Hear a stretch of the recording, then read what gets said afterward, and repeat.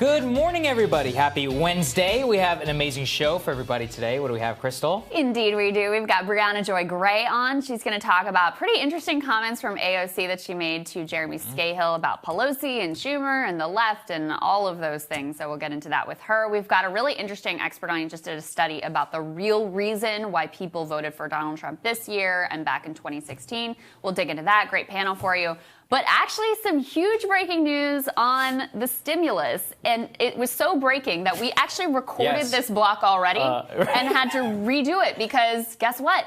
It looks like there may actually be some direct checks in this deal that's coming together. Yeah, so a little behind the scenes. Literally after we stopped taping, this news broke. So we're like, oh, well, I guess we got to do this all over again. We love you guys so much. We wanted to make sure it was fully accurate. That's right. So torturing myself. I'm just joking. Let's throw this up there. Okay, our friend Jeff Stein over at the Washington Post reporting multiple people briefed on negotiations said another round of stimulus checks likely to be included in an imminent deal, though possibility at a lower than $1,200 approved in CARES. And I can add some of my own personal reporting here, talked to a couple people on Capitol Hill.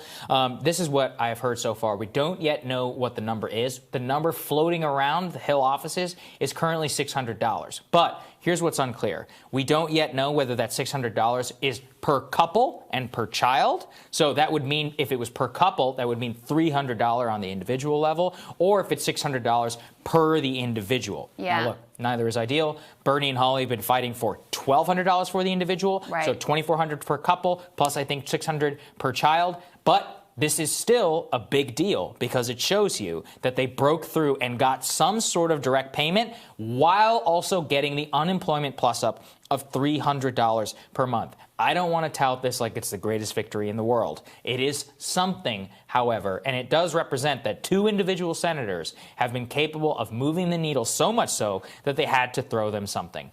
Again, it's not a total victory. Those don't exist in Washington. But when you're 2 against 98, this ain't such a bad thing. Right. And so what was the leverage that they were able, it looks like, potentially, to have successfully wielded here? Congress needs to pass another government funding bill. And they passed one stopgap for a week last Friday that they needed unanimous consent in order to do it in a timely manner.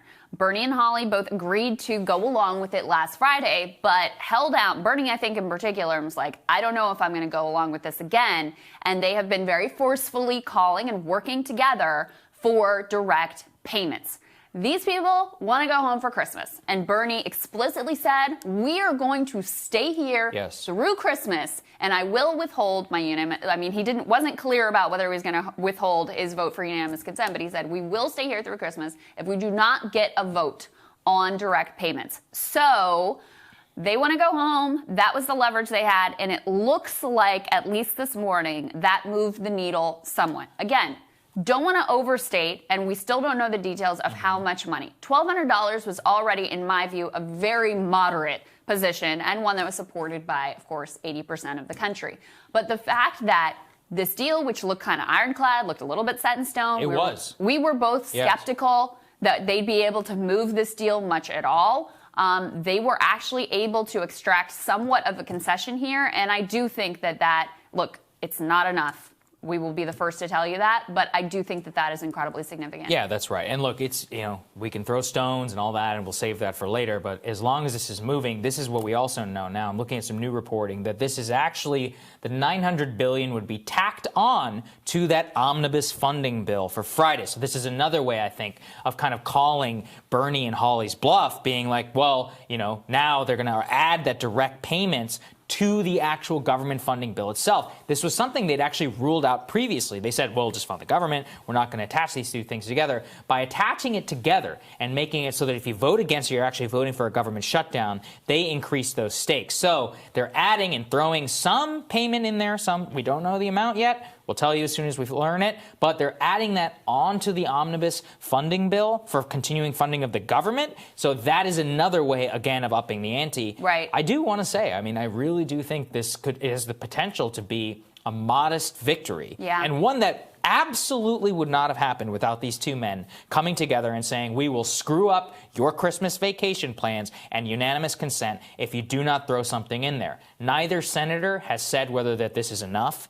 They're both probably if I had to guess, say it's not enough, but this is the best we can do, and at least we got something for the American people. And they would be right, which is that if you can get $300 unemployment plus up, which is a lot of money to a lot of people who are struggling, that will actually drop poverty in this country, increase rent, and so much more. And at least a modest amount in Americans' bank accounts around the holiday season. We were just looking at retail numbers, which are a total disaster. And I actually used to look at some of these numbers for a living. 40% of all sales for a lot of these places comes in November and December. And we just had a drop in overall aggregate retail spending. That is an economic catastrophe for a lot of businesses. Right. And that's the first drop in retail spending that we've seen over the, since the initial major drop here at the beginning. So in the last 7 months, that's the first drop in retail spending we've seen, which is highly significant.